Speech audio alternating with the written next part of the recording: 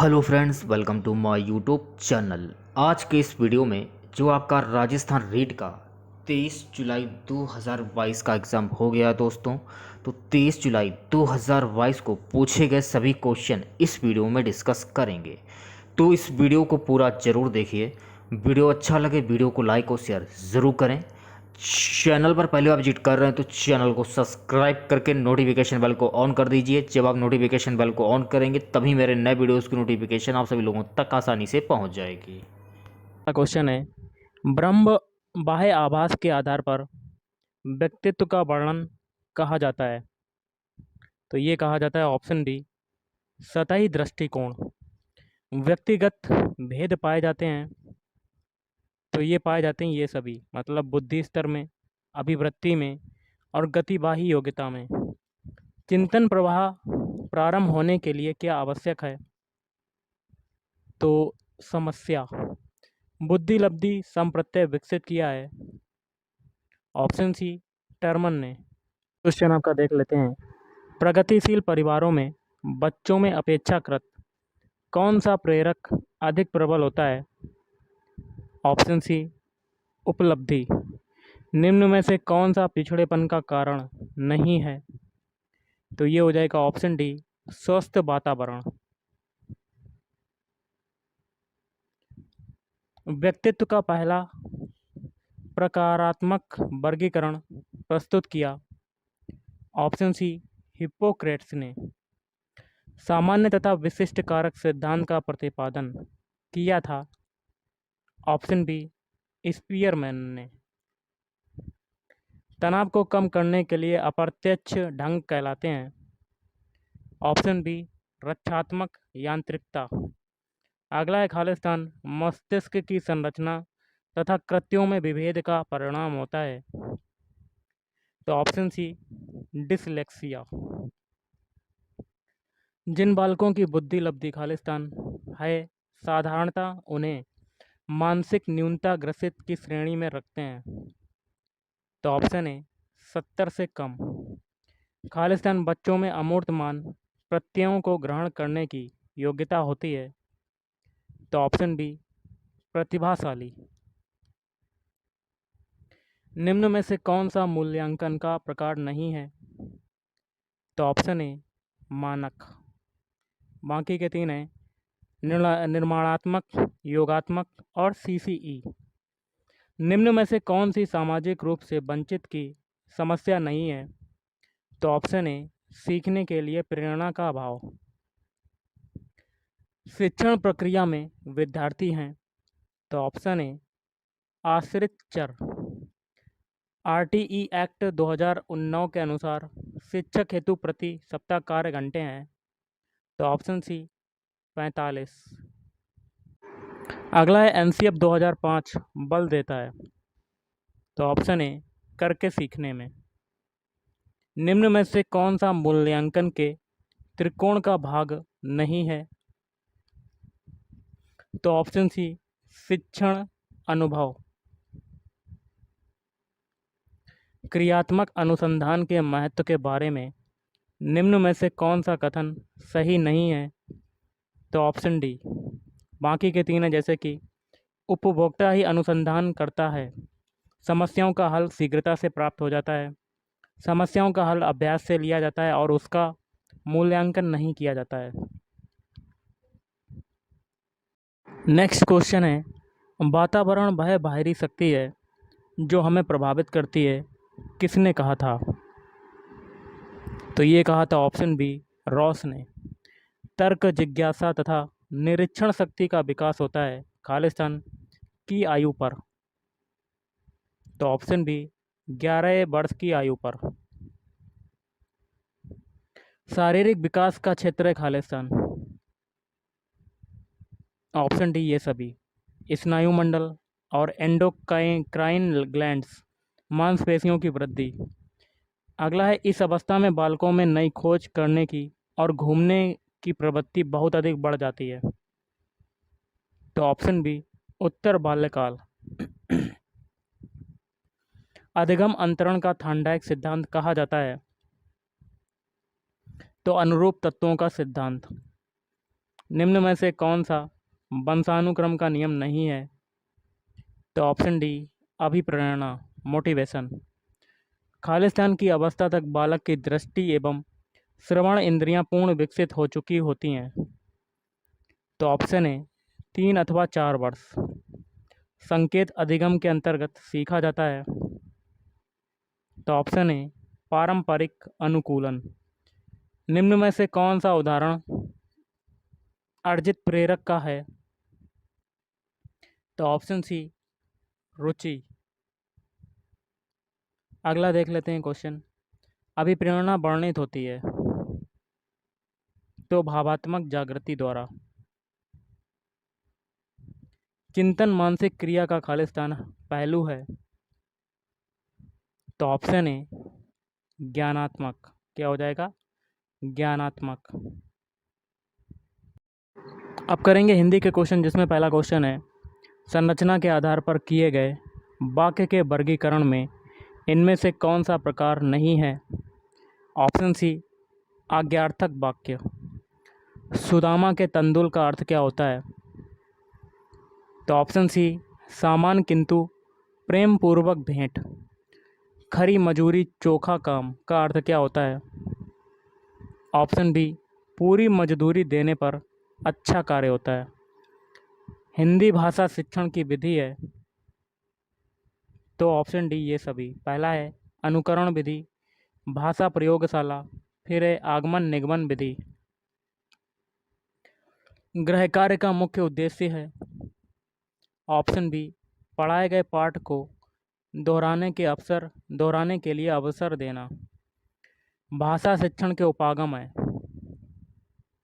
तो ए और बी दोनों। ए है पाठ संसर्ग उपागम, रचना शिक्षण उपागम। छात्रों के शब्द भंडार में वृद्धि करने का उपाय है। तो उपरोक्त सभी। पहला है शब्दकोश का उपयोग, छात्रों में स्वाध्याय की प्रवृत्ति को बढ़ाना, शिक्षक द्वारा अच्छे व नए शब्दों का प्रयोग। आगमन विधि के रूपों की संख्या है। तो ऑप्शन बी 2। शिक्षण कौशल का उपयोग किया जाता है। तो ए और बी दोनों। कक्षा के अंदर, कक्षा के बाहर। लिखित अभिव्यक्ति का साधन नहीं है। ऑप्शन सी वाद विवाद।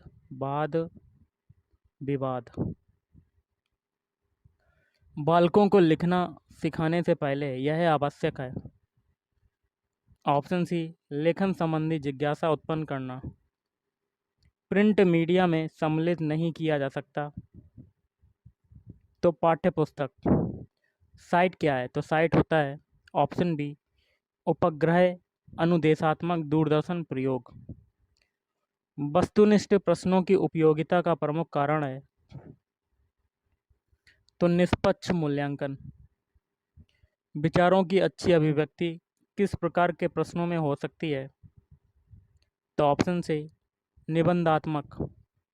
किसने मूल्यांकन प्रक्रिया को त्रिमुखी बताकर त्रिकोण के रूप में प्रस्तुत किया? तो ऑप्शन सी ब्लूम। उपचारात्मक शिक्षण द्वारा। ऑप्शन सी छात्रों की कमजोरियों का निदान कर उसे दूर करने हेतु शिक्षण करते हैं। उच्चारण सुधारने का कार्य किन कक्षाओं में करना चाहिए?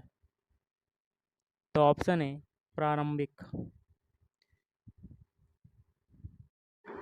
अब कुछ ईबीएस के क्वेश्चन देख लेते हैं, जिसमें पहला है अवतल दर्पण के अत्यंत निकट जब बिंब को रखते हैं तो प्रतिबिंब होता है।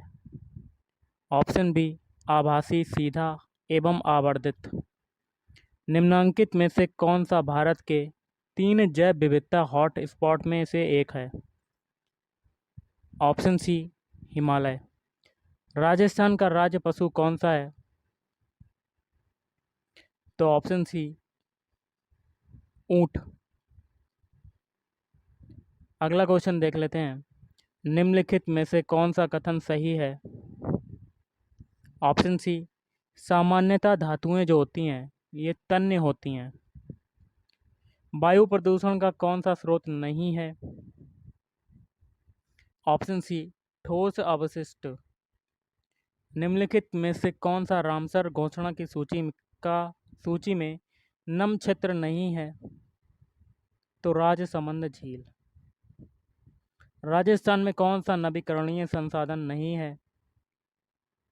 तो प्राकृतिक गैस। विज्ञान प्राकृतिक विषय का व्यवस्थित ज्ञान एवं धारणाओं के मध्य संबंधों का तार्किक अध्ययन है जिनमें ये विषय व्यक्त होते हैं। उपरोक्त विज्ञान की परिभाषा किसने दी? तो डब्ल्यू सी डैम्पियर। निम्न में से किसमें उद्यान कृषि का अध्ययन किया जाता है? तो हॉर्टिकल्चर। निम्नलिखित में से कौन सा प्राथमिक स्तर पर विज्ञान शिक्षण का वांछित उद्देश्य है? ऑप्शन डी उपरोक्त सभी। पहला है विज्ञान के तथ्यों और सिद्धांतों एवं इसके अनुप्रयोगों को जानना, और बी है प्राकृतिक जिज्ञासा, सौंदर्य परकता की अनुभूति तथा विज्ञान एवं प्रौद्योगिकी में सृजनात्मकता का पोषण। अगला है ईमानदारी, सत्यनिष्ठा और सहयोग के मूल्यों को आत्मसात करना। पर्यावरण अध्ययन के अधिगम का सिद्धांत कौन सा है? ऑप्शन डी उपरोक्त सभी। पहला है आवश्यकता का सिद्धांत, फिर है उपयोगिता का सिद्धांत, जीवन से संबंधित होने का सिद्धांत। कौन सी गैस ग्लोबल वार्मिंग के लिए उत्तरदायी है? Option C carbon dioxide CO2। परियोजना विधि में कितने मुख्य सोपान प्रयुक्त होते हैं? तो 6। छोटी कक्षाओं में पर्यावरण अध्ययन विषय में रुचि उत्पन्न करने के लिए पढ़ाने का तरीका होना चाहिए। ऑप्शन बी मनोरंजक एवं खेल संबंधी।